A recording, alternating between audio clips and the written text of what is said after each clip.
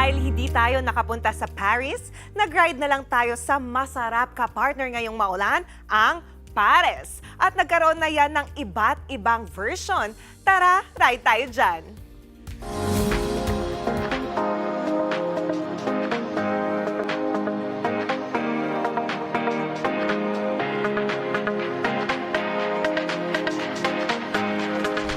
Saan yata mapadpad dito sa atin, may makikita kang paresan at bawat paresan may kanya-kanyang gimmick. Kaya naman tinatangkilik ng mga Pinoy. At ngayon, makikiride tayo sa Paris Craze. At syempre, titikman natin ang mga unique na paresan na dito sa Metro Manila na talaga namang pinipilahan. Una nating sinubukan, isang kakaibang pares sa Makati na malag-gravy ang sabaw at ang sahog, iba't ibang lamang loob. Nung una, sa bangketa pa lang. Tapos nung na-viral na kami doon, dumami na tao. Buo na ng ganito. Masarap daw eh. Gravy, lasang gatas. Ginawa ko, in-upgrade ko lang ng konti. Yung dating natutunan ko, medyo naisip ko na parang masarap yung ganun na may samaan ng laman loob. Halos lahat sila, nagsigayan na. Grabe! Kita nyo naman ang laman.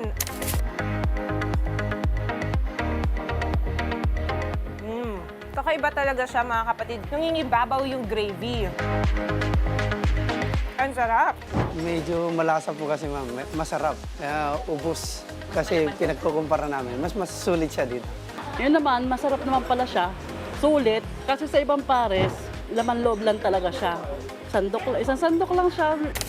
Punta naman tayo sa isang trending na paresan sa Binondo at ang kanilang sikreto, crispy lechong kawale na luto sa kahoy.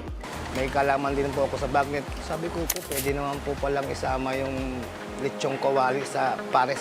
Nagustuhan din po pala ng mga tao. Nasa dahan-dahan na po siya na dumadami yung mga niluluto ko. Mas masarap kasi po yung kahoy sa pagluluto ng pares. Para po may amol po siya na may usok konti. Matagal po ang preparasyon, magdamag. Kumakatas-katas na yung mga part ng mga buto sa sabaw. Mahalo. In fairness, hindi siya yung mamantika at lasang-lasa mo yung beef broth. No? Pag niluto ang lechon gamit ang kahoy, ay ganito ang kulay, maganda at crispy. Kakaiba po yung pares nila, talaga pong lechon nila.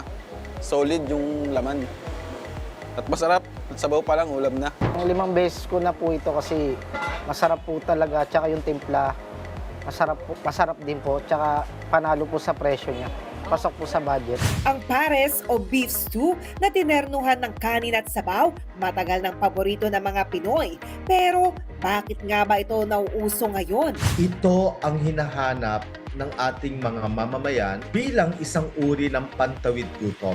At the same time, tinatangkilik pa rin nila ang mga lutong bahay. Mahalaga rin yung role ng social media. Talagang sumikat siya. Pero kung titingnan natin, ang pinaka-dahilan ay yung presyo. Mahalaga ngayon ang food accessibility. Ang pares, lalo na yung may umuusok pang sabaw, perfect na kapares ngayong tag-ulan. At sa ating pag-iikot, nalaman ko kung bakit ito naging patok ngayon sa ating mga kapatid. Hanggang sa susunod nating food trip, dito lang sa Ride Tayo Dyan.